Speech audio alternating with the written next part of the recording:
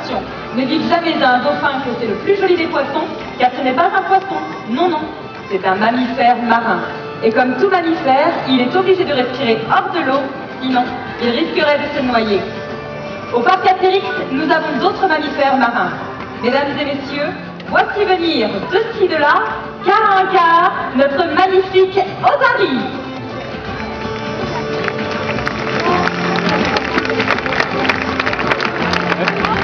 Elle est timide, on peut l'encourager.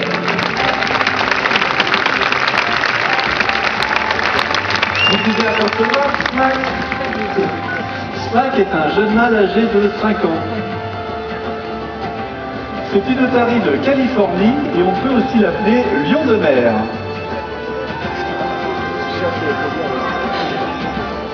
Merci beaucoup Caroline.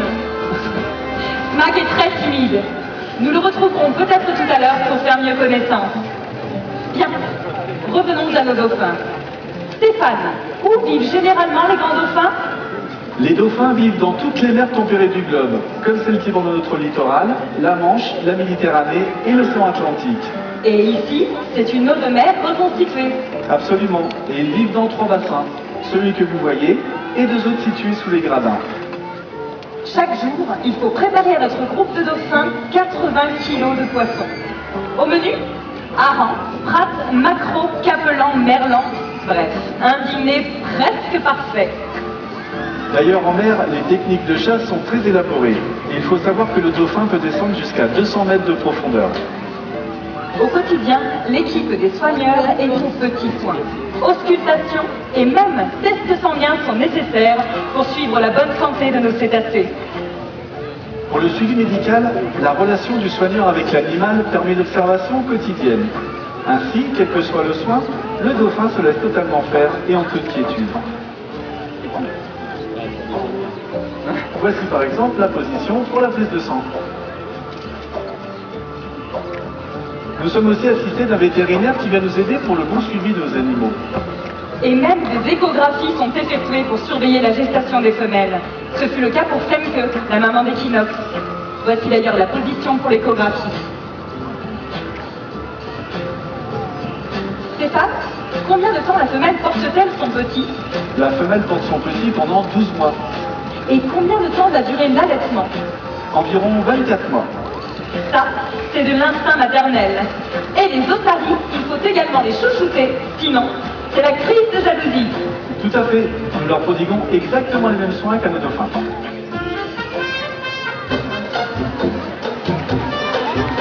Ah, voici Smack. C'est un animal étonnant, vous savez. Les otaries sont aussi à l'aise dans l'eau que sur la terre ferme. On dit qu'elles sont Amphibies. bravo. Elles possèdent 4 nageoires, 2 grandes devant et 2 plus petites derrière. Stéphane? Oh. Comment différencier une otarie d'un phoque? Mais les otaries possèdent des petites oreilles externes et les phoques n'en ont pas. Et à quoi leur servent de leurs grandes moustaches?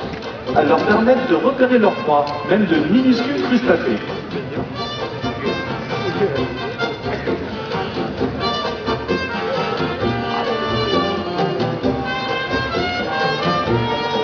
Merci Caroline.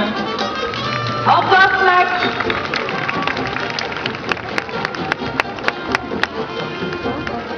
La communication entre le soigneur et l'animal est permanente.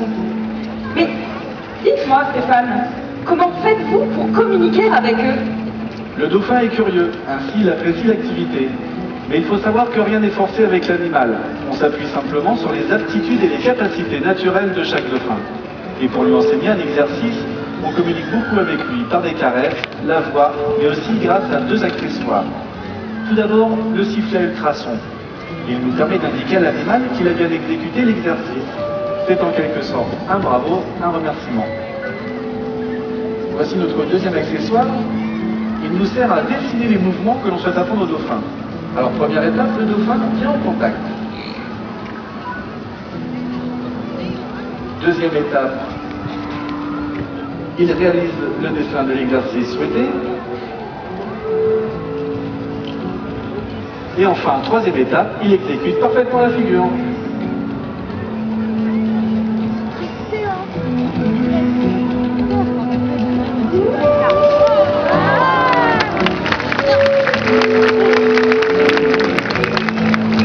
À chaque geste du soigneur correspond donc une action. Stéphane, pourriez-vous nous faire une démonstration de leurs aptitudes au jeu ?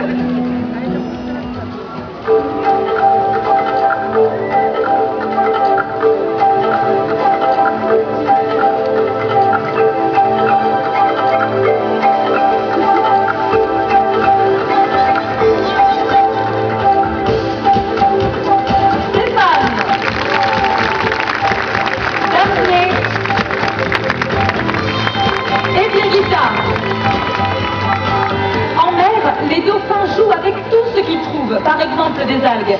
Malheureusement, le jeu risque de tourner au naufrage lorsqu'ils trouvent des sacs plastiques ou d'autres détritus flottants. Mais le jeu de balle est très apprécié.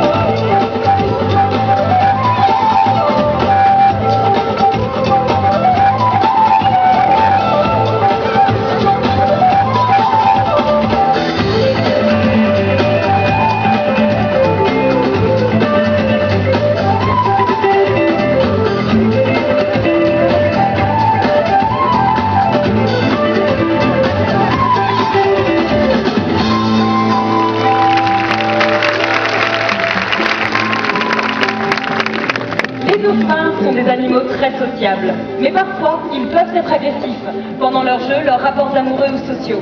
C'est ce qui explique d'ailleurs les marques que vous apercevez peut-être sur leur corps. Ils se déplacent avec une grande facilité grâce à 3 types de nageoires.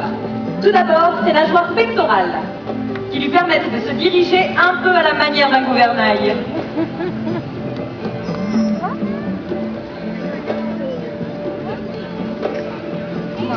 Ensuite, sa nageoire dorsale pour se stabiliser.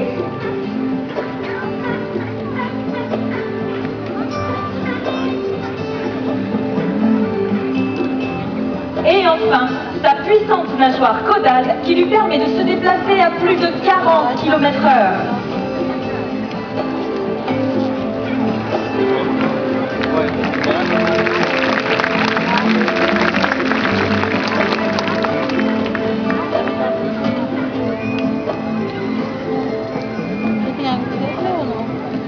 Mais parfois, ils utilisent cette nageoire à des fins beaucoup plus ludiques.